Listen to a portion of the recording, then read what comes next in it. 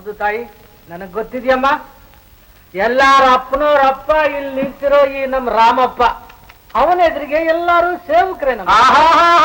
ತಿಳ್ಕೊಳ್ಳೋಂಥ ಮನುಷ್ಯರಿಗೆ ಇದಕ್ಕಿಂತಲೂ ಬೇಕಪ್ಪ. ಚಿನ್ನದಂಥ ಮಾತನಾಡಿದ್ರಿ ಪೂಜಾರಪ್ಪನವ್ರೆ, ಮುತ್ತರಂಥ ಮಾತನಾಡಿದ್ರಿ. ಮುಚ್ಚಬಾಯಿ, ನಿನ್ನೆ ಅವನ ಇಲ್ಲಿ ಕರೆಸಿದ್ದು. ನಿಮಗೆ ಹೇಳಲಿಲ್ಲ ಸಾವ್ಕಾರ್ರೆ ನಾನು? ಇಲ್ಲಿಗೆ ಬಂದ್ಬಿಟ್ಟ ಕಾಲ್ ಕೆಟ್ಕೊಂಡು ಜಗಳ ಆಡೋದಿಕ್ಕೆ.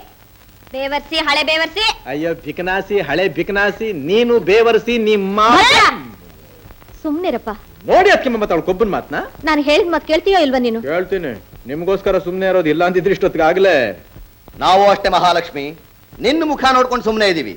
ಇಲ್ದಿದ್ರ ಇವನ್ನ ಎಲ್ಲ ಯೋಚನೆ ಮಾಡೋ ಟೈಮ್ ಬೇರೆ ಐತೆ. ಬನ್ನಿ, ಇವ್ರೊಬ್ರೆ ದೊಡ್ಡ ಗಂಡಸು, ನಾವೆಲ್ಲ ಕೈ ಬಳೆ ತೊಟ್ಕೊಂಡಿದ್ದೀವಿ ಅಂತ ಕಾಣಿಸುತ್ತೆ. ಮಾಡಿ ಪೂಜಾರಪ್ಪನವ್ರೆ ಪೂಜೆನಾ.